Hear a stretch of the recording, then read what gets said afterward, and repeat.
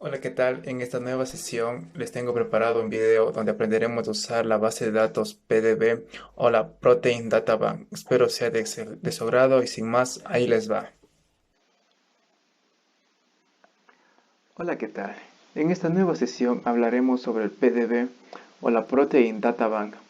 Para ingresar a este sitio web, lo primero que debemos hacer es en nuestro navegador de Google escribir las siglas o las iniciales PDB y le hacemos clic en buscar o enter. Luego que hemos dado clic en buscar, se nos desplegará una serie de opciones y la que nos interesa a nosotros es la Protein Data Bank. Hacemos clic y se nos desplegará una nueva ventana.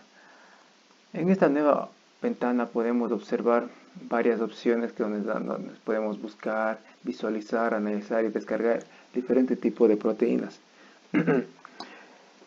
La PDB o banco de proteínas es el mayor depósito biológico en 3D. Las estructuras biológicas en 3D se determinan mediante técnicas experimentales como son la resonancia magnética nuclear extracristalográfica. Además tenemos la microscopía crioelectrónica y finalmente la cristalografía de rayos X. Bien. En este caso vamos a introducir la siguiente proteína para realizar el ejemplo. Escribimos la proteína Pro Region o alfa LITEC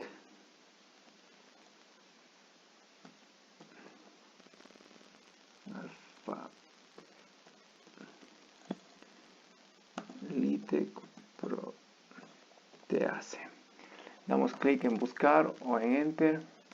Esperamos que la página busque nuestra proteína. Una vez que la página nos da nuestra proteína o los resultados, podemos observar que tenemos varios ejemplos que nos dan luego que introducimos el nombre de nuestra proteína. Y si observamos aquí en el lado izquierdo, podemos observar el desglose de resultados. Por ejemplo, cuántas estructuras relacionadas con mi consulta pertenecen al ser humano, cuántas pertenecen a las estructuras musculares, cuántas estructuras relacionadas con mi consulta pertenecen además al Escherichia coli. En fin, tenemos varias estructuras que se parecen a la consulta buscada. Bien, en este caso voy a la que deseo investigar. En este caso es la proregión de la proteína asfáltica, mi opción, la que yo deseo investigar. Hacemos clic. Una vez que hacemos clic, esperamos que se cargue y se nos despliega una nueva ventana con diferentes opciones. Por ejemplo, aquí podemos observar, tenemos la opción de resumen de nuestra estructura, o sea, es decir, el resumen de la proteína. Tenemos también su vista en 3D, las anotaciones, las experimentaciones, la secuencia, el genoma y las versiones que existen de esta. Bien, como podemos observar, aquí en nuestra primera línea tenemos el código de 4 letras, o como se le conoce, o también como se le conoce ID PDB. Este código de 4 letras es una combinación alfanumérica y es un identificador único que se le asigna a la estructura de la proteína cuando esta estructura de la proteína es enviada a la base de datos. Es decir, que con este código alfanumérica la estructura llegó a la PDB. Bien, podemos tener ahora en nuestra siguiente línea, voy a tener el nombre de mi proteína. Aquí tenemos señalado, este sería el nombre de mi proteína, que es la proregión de proteasa alfática.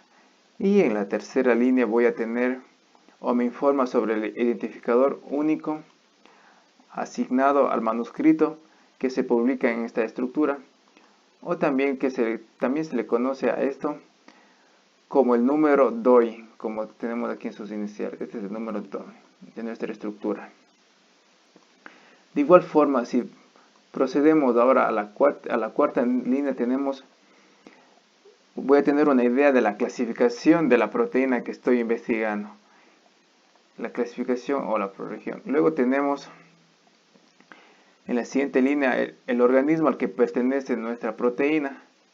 En este caso es Arizobacter ezymogenes,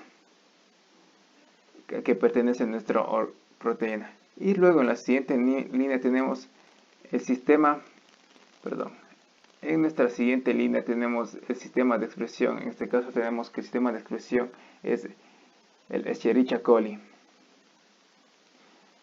Luego, asimismo, siguiendo con nuestra explicación, en la parte inferior tenemos la fecha de depósito y la publicación. Es decir, que en el año de 1998 fue depositado en el PDB la estructura de nuestra proteína, que recién en el año de 1999 fue publicado. Y de igual forma tenemos los autores que colaboraron para esta investigación, que son, bueno, aquí tenemos los nombres de nuestros autores. Y siguiendo con la detallación de nuestra estructura proteica, observamos los detalles experimentales de nuestra proteína. Aquí podemos observar el método utilizado para determinar la estructura. En este caso es la difracción de rayos X. Como ya les había explicado que existen otros métodos adicionales de la difracción de rayos X. Asimismo, en la siguiente línea encontramos la resolución de la proteína, que en este caso tenemos una resolución de 3 Armstrong.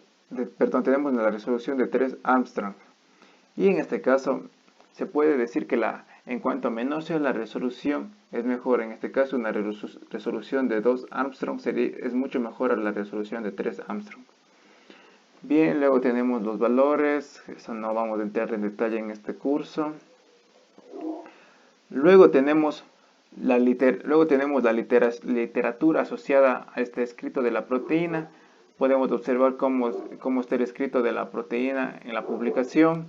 Podemos de igual forma tener el nombre de los autores que han escrito esta publicación de la proteína, el año de la publicación. Y de igual forma también podemos observar el resumen de PubMed, que este también se encuentra asociado a la base del NCBI, que ya habíamos visto en un curso pasado. Bien, ahora si queremos ver una vista en 3D de nuestra estructura, tenemos que darle clic en esta pestañita, donde podemos ver la estructura de nuestra proteína.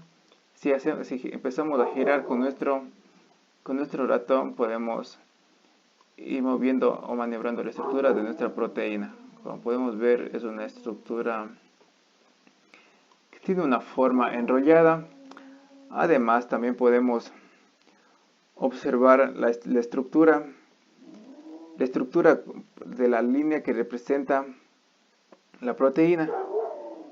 En este caso podemos ver que presenta diferentes características de nuestra proteína. Bien, así seguidamente tenemos las anotaciones. En esta tenemos una idea sobre el pliegue de la proteína. También tenemos la familia de las proteínas, los dominios que están presentes en su proteína. Existen dos tipos de clasificación para esta proteína, que es la SCOP y la clasificación o anotación de dominio CAD. Bien, de igual forma, regresando a nuestro resumen de la estructura, podemos ver que nuestra imagen de la estructura, pero un poco en un formato plano. Ya, es igual, de igual. Bien, continuando con esta explicación, regresamos al resumen de la estructura y podemos observar aquí nuestra estructura en un formato plano.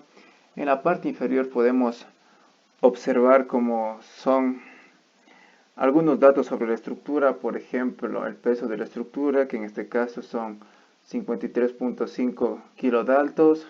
También el número de átomos, que son 3139. También tenemos el número de residuos. Y de igual forma tenemos las cadenas de proteínas presentes. Y esto sería una breve introducción a lo que es la PDB o la Protein Data Bank. Espero que les haya sido de su agrado y aprendan. Gracias.